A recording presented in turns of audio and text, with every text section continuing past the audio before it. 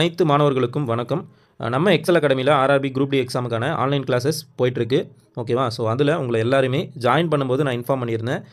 CBSE இந்த சிலபஸை நான் உங்களுக்கு சயின்ஸ் தமிழில் அப்படியே உங்களுக்கு ஃபுல்லாக நடத்துகிறேன் அப்படின்றத இன்ஃபார்ம் பண்ணியிருந்தேன். அதன்படி நம்ம சயின்ஸுக்கான டாபிக் ஸ்டார்ட் பண்ண போகிறோம். ஸோ மொதல் கிளாஸ் இன்றைக்கி தான். ஓகேவா? ஸோ இன்றைக்கான லெசன் என்ன பார்க்க போகிறோம் அப்படின்னா, நம்மை சுற்றியுள்ள பொருள் அப்படின்ற லெசன் தான் பார்க்க போகிறோம். இதை பார்க்குறதுக்கு முன்னாடி உங்களுக்கு நம்மளோட தமிழ்நாடு ஸ்டேட் போர்ட் இந்த புக்கெலாம் பார்த்தீங்க அப்படின்னா கிளியரான ஃபுல்லாக ஒரு எக்ஸ்ப்ளனேஷனோட ஈஸியாக கொஞ்சம் புரிகிற மாதிரி இருக்கும். இந்த சிபிஎஸ்சி புக்கை பொறுத்த வரைக்கும் நீங்கள் கதையாக படித்து உங்களோட எக்ஸ்பிரிமெண்ட்டில் எப்படி அப்படின்னா ஒரு ரூமில் நீங்கள் ஒரு எக்ஸ்பிரிமெண்ட்டை பண்ணி பார்க்குறீங்க. ஸோ அதை வச்சு தான் எல்லா டாப்பிக்குமே கொடுத்துருப்பாங்க.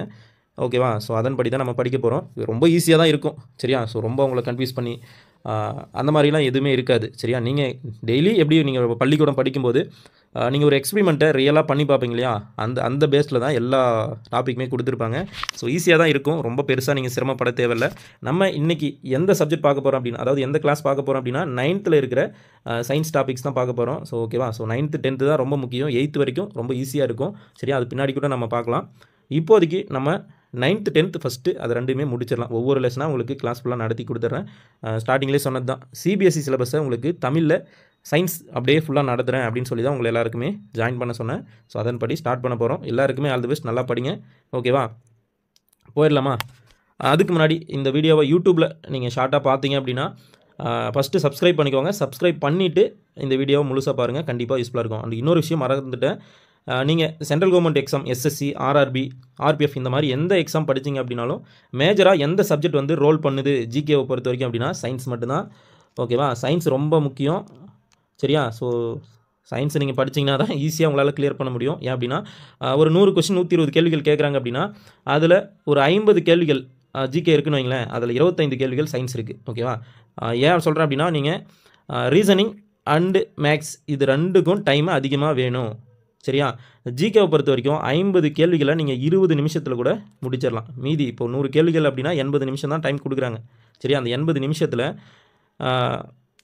ஓகேவா? ஸோ அந்த 80 நிமிஷத்தில் 50 கேள்விகள் ஒரு 20 நிமிஷத்தில் முடிச்சிட்றீங்கன்னு வைங்களேன். மீதி எவ்வளோ நேரம் இருக்குது? உங்களுக்கு 60 நிமிஷம் இருக்குது. ஓகேவா? 60 நிமிஷம் நீங்கள் 1 மணி நேரம் மேக்ஸ் ரீசனிங் ட்ரை பண்ணலாம். ஓகேவா? ஸோ அதுக்காக தான் சயின்ஸை நல்லா படிங்க அப்படின்னு சொல்கிறோம். சயின்ஸ் ரொம்ப மேஜர் ரோல் பண்ணுது சென்ட்ரல் கவர்மெண்ட் எக்ஸாமில். அதுக்காக தான் உங்களுக்கு ஃபுல்லாக கிளாஸை நடத்தி கொடுக்குறேன்னு சொன்னேன். ஸோ அதன்படி ஸ்டார்ட் பண்ணிடலாம். இது ஃபஸ்ட்டு கிளாஸ் அப்படின்றதுனால தான் இவ்வளோ எக்ஸ்ப்ளனேஷன் சொல்லிட்டு இருக்கேன். ஸோ மற்றபடி ரெகுலராக போகும்போது உங்களுக்கு ஈஸியாக தொடர்ந்து போகலாம். இது ஃபஸ்ட்டு கிளாஸ் அப்படின்றதுனால தான் உங்களுக்கு இவ்வளோ எக்ஸ்ப்ளனேஷன் சொல்கிறேன். டைம் ஆகுது அப்படின்னா கொஞ்சம் சிரமப்பட்டுக்காதீங்க. தொடர்ந்து வீடியோ பாருங்கள். ஓகேவா? போயிடலாமா? சப்ஜெக்ட் கூட போயிடலாம். ஃபஸ்ட்டு டாபிக் நம்மை சுற்றியுள்ள பொருள். சரியா? ஃபஸ்ட்டு டாபிக் நம்மை சுற்றியுள்ள பொருள். நம்மளோட ஸ்கூல் புக்கில் நம்மை சுற்றியுள்ள பருப்பொருள் அப்படின்னு கொடுத்துருப்பாங்க. அதே தான், பட் கொஞ்சம் டிஃப்ரெண்ட்டாக இருக்கும். பார்க்கலாமா? என்னென்ன தேவை அப்படின்றத மட்டும் உங்களுக்கு நோட் பண்ணி சொல்கிறேன். அதை மட்டும் நோட் பண்ணி வச்சுக்கோங்க. சரியா? நாம் சுற்றுப்புற சூழலை காணும்போது பலவற்றை பார்க்கின்றோம். பல வடிவங்களில், பல்வேறு உருவங்கள், வண்ணங்களில், பல வித அமைப்புகளில் அவை காணப்படுகின்றன. இவ்வுலகத்தில் உள்ள அனைத்திலும் உள்ளது பொருள் என அறிவியலாளர் அறிவித்துள்ளனர். அதாவது நம்மளோட ஸ்கூல் புக்கில் எப்படி கொடுத்துருப்பாங்க அப்படின்னா இந்த உலகத்தில் இருக்கிற எல்லா பொருட்களுமே பொருட்களால் ஆனது அப்படின்னு கொடுத்துருப்பாங்க. அதுதான் இங்கே கொடுத்துருக்காங்க பாருங்கள். நாம் சுவாசிக்கும் காற்று, உட்கொள்ளும் உணவு, கற்கள், மேகங்கள், விண்மீன்கள், தாவரங்கள், விலங்குகள், ஒரு துளி நீர், ஒரு மணற்றுக்குள் உட்பட எல்லாவற்றையும் உள்ளதே பொருள். ஸோ எல்லாத்துலேயுமே பொருள் இருக்குது. இங்கு குறிப்பிட்ட அனைத்தும் இடத்தை அடைத்துக்கொள்ளும் தன்மை உள்ளவை மற்றும் அவற்றுக்கு நிறையும் உள்ளது. அதாவது அவற்றுக்கு நிறையும் கொள்ளளவும் உள்ளது. ஒரு பொருள் நம்மளோட ஸ்கூல் புக்கில் எப்படி கொடுத்துருப்பாங்க அப்படின்னா ஒரு பொருள் ஒரு இடத்துல அடைத்துக்கொள்ளுது, அதுக்கு குறிப்பிட்ட வெயிட் இருக்குது, அது வந்து அந்த இடத்த ஃபுல்லாக அடைச்சிக்குது அப்படின்னா அது பருப்பொருள் அப்படின்னு அர்த்தம் அப்படின்னு சொல்லிட்டு நம்மளோட ஸ்கூல் புக்கில் கொடுத்துருப்பாங்க. சரியா? ஆதி காலத்தில் இருந்தே மாந்தர் தங்களை சுற்றி உள்ளவற்றை அறிந்து கொள்ள முயன்றனர். பண்டைய கால இந்திய தத்துவ ஞானிகள் பொருட்களை பிரித்து பகுத்து வகைப்படுத்தினர். ஓகேவா? பொருள் 5 தனிமங்களால் ஆனது. சரியா? அவை அதாவது ஒரு பொருள் வந்து 5 தனிமங்கள், ஒவ்வொன்றுக்கும் ஒவ்வொரு பேர் கொடுத்துருக்காங்க. ஓகேவா? நம்ம படிக்கிறோம் இல்லையா? ஐம்பூதங்கள் அப்படின்னு சொல்லுவாங்க. காற்று, பூமி, தீ, ஆகாயம் மற்றும் நீர்.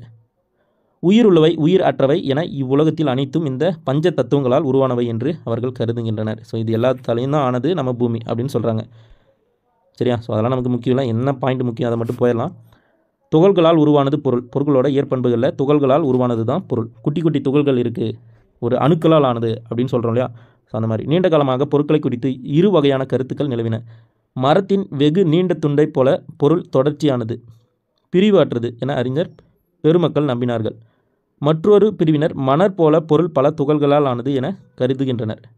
தொடர்ச்சியான அமைப்பு உள்ளது அல்ல என கருதுகின்றனர். ஒரு துகள் வந்து ரொம்ப நீட்டாக அப்படியே ஒரு கயிறு மாதிரி நீண்டுக்கிட்டே போவோம் அப்படிலாம் இல்லை அப்படின்னு சொல்கிறாங்க. சரியா?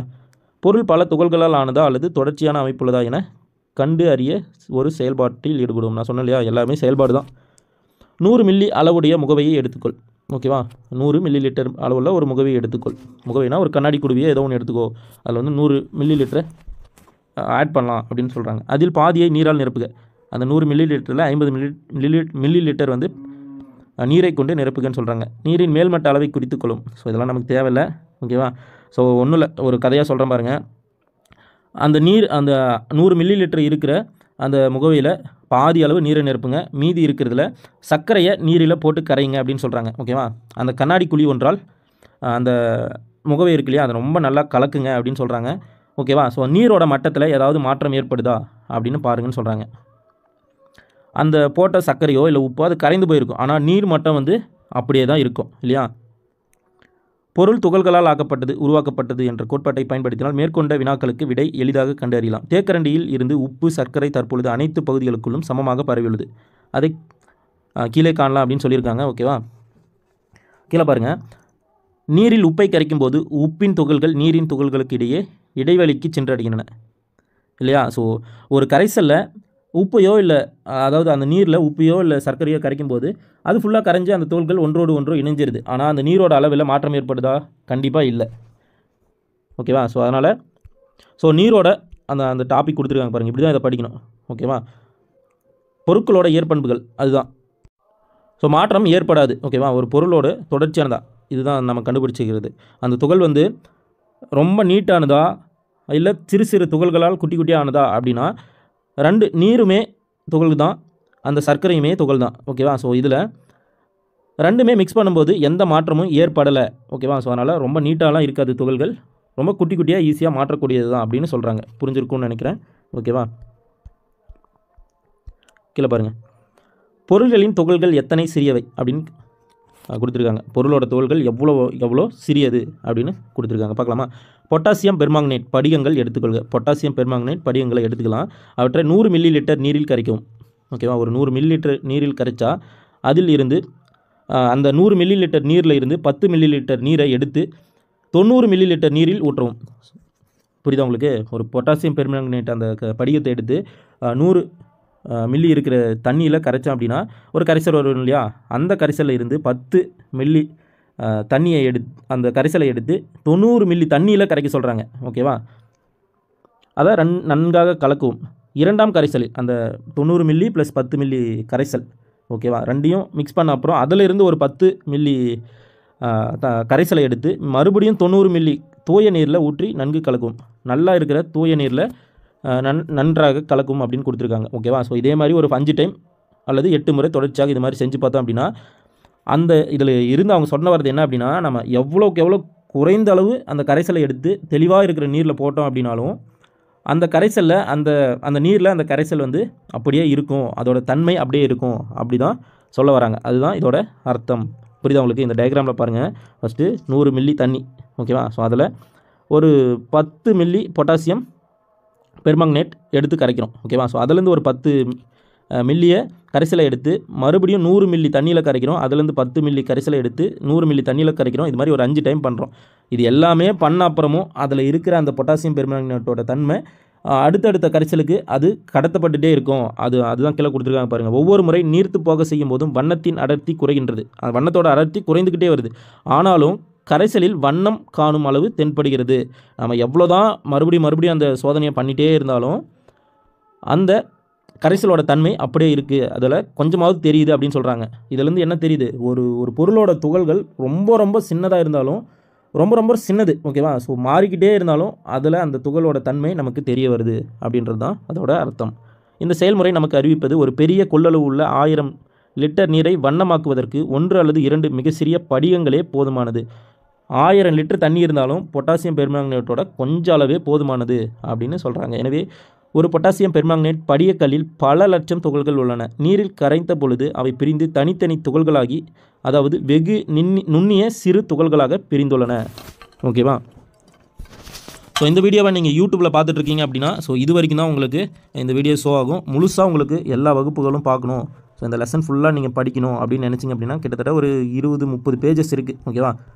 இந்த பேஜஸ் எல்லாமே பார்க்கணும் அப்படின்னா முதல்ல நீங்கள் பண்ண வேண்டிய விஷயம், நம்மளோட யூடியூப் சேனலை சப்ஸ்கிரைப் பண்ணி வச்சுக்கோங்க. சப்ஸ்கிரைப் பண்ணிவிட்டு நம்மளோட ஆர்ஆர்பி ஆன்லைன் கிளாஸில் ஜாயின் பண்ணிக்கோங்க. கண்டிப்பாக இதுக்கான முழு வகுப்புகளும் உங்களுக்கு வந்துடும். சரியா? நம்மளோட ஆன்லைன் கிளாஸ் ஜாயின் பண்ணியிருக்கீங்க, தொடர்ந்து இந்த வீடியோவை பார்க்கலாம். உங்களுக்கு அவைலபிளாக இருக்கும் டெலகிராமில். ஓகேவா? ஸோ யூடியூப்பில் பார்க்குறீங்க அப்படின்னா இந்த வீடியோ இவ்வளோ தான் இருக்கும் உங்களுக்கு.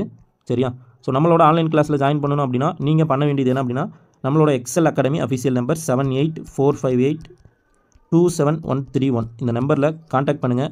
ஆர்ஆர்பி குரூப் டிக்கான ஆன்லைன் வகுப்புகளுக்கான கட்டணம் 1500 ரூபாய் சொல்லியிருந்தோம். அதன் பிறகு ஆஃபரில் நீங்கள் 999 பே பண்ணால் போதும் அப்படின்றத இன்ஃபார்ம் பண்ணியிருந்தோம். சரியா? இப்போ இந்த யூடியூப்பில் பார்த்துட்டு நம்மளோட சேனலை சப்ஸ்கிரைப் பண்ணிவிட்டு பார்க்குற ஸ்டூடெண்ட்ஸ் யாராவது இருந்தீங்க அப்படின்னா இந்த 999 அமௌண்ட், இந்த அமௌண்ட்லேயே நீங்கள் பே பண்ணிவிட்டு ஜாயின் பண்ணிக்கலாம். பே பண்ண பயன்படுத்த வேண்டிய நம்பர் 9444804376. ஓகேவா? ஸோ இந்த நம்பரில் உங்களோட கட்டணம் 999 இதை பே பண்ணிவிட்டு இந்த நம்பர் 7845827131 இந்த நம்பரில் ஸ்க்ரீன்ஷாட் அனுப்புங்க. உங்களுக்கு கண்டிப்பாக முழுமையான ஆன்லைன் வகுப்புகள் கிடைச்சிரும். இதில் உங்களுக்கு reasoning, maths and science, GK எல்லாமே உங்களுக்கு ஆன்லைன் வகுப்புகளாக உங்களுக்கு கொடுத்துருவோம். ஓகேவா? டெலகிராமில் உங்களுக்கு வீடியோவாக அப்லோட் பண்ணுவோம். நீங்கள் எப்போ வேணாலும் பார்த்துக்கலாம். குறைந்த கட்டணத்தில் இந்த ஆர்ஆர்பி, ஆர்பிஎஃப், எஸ்எஸ்சி இந்த எக்ஸாம் எல்லாத்துக்குமே பயன்படுற மாதிரி இந்த வகுப்புகள் இருக்கும். நீங்கள் பயன்படுத்திக்கலாம். ஓகேவா? யூடியூப்பில் பார்க்குறவங்க உங்களுக்கு இவ்வளோ தான் வீடியோ. சரியா?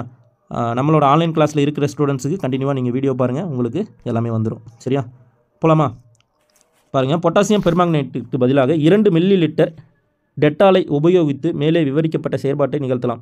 பலமுறை நீர்த்து செய்த பின்னும் டெட்டாலின் வாசனை நுகர முடியும். அதாவது என்ன சொல்கிறாங்க அப்படின்னா, ஸோ இந்த பொட்டாசியம் பெர்மாங்கனேட்டுக்கு பதிலாக நம்ம இந்த டெட்டாலை எடுத்துக்கிட்டோம் அப்படின்னா அதோட கரைசலை கொஞ்சமாக தண்ணியில் கலக்கணும்னா கூட அந்த வாசனை ரொம்ப அதிகமாக இருக்கும். அதை மாற்றி மாற்றி பண்ணிகிட்டே இருந்தாலும் ஒரு 100 முறை பண்ணோம்னா கூட அந்த டெட்டாலோட வாசனை தொடர்ந்துக்கிட்டே இருக்கும் அப்படின்னு சொல்கிறாங்க. இதுலேருந்து நம்ம தெரிஞ்சிக்க வேண்டியது, ஒரு பொருளோட துகள்கள், அந்த பருப்பொருள்னு சொல்கிறோம் இல்லையா, அந்த துகள் ரொம்ப ரொம்ப சின்னது அப்படின்னு சொல்கிறாங்க. ஒரு பொருள்கிட்ட ஒரு 10 கிராம் இருக்கிற ஒரு கட்டிக்குள்ளே பல லட்சக்கணக்கான துகள்கள் இருக்கும் அப்படின்னு சொல்கிறாங்க. அதுதான் இதோட அர்த்தம். சரியா?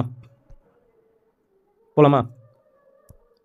பாருங்கள், துகள்கள் நம்முடைய கற்பனைக்கும் எட்டாத அளவுக்கு சிறியவை. இது எல்லாமே நம்மளோட ஸ்கூல் புக்கில் எளிமையாக கொடுத்துருக்காங்க. இருந்தாலும் சில டேட்டாஸ் நம்ம புக்கில் இல்லாத டேட்டாஸ்லேருந்து தான் உங்களுக்கு கொஸ்டின் வருது. அதுதான் இந்த எஸ்எஸ்சி, ஆர்ஆர்பிக்கெல்லாம் நம்ம சிபிஎஸ்சி புக்கை தமிழில் படிச்சுட்ருக்கோம். சரியா? பாருங்கள், நம்முடைய கற்பனைக்கும் எட்டாத அளவு சிறியவை, பொருட்களில் உள்ள துகள்கள் மிக மிக குறுகியவை, சிறியதானவை. ஓகேவா? ஸோ இதெல்லாம் தெரிஞ்சது தான். ஸோ இதெல்லாமே அழிச்சிட்றேன். சரியா?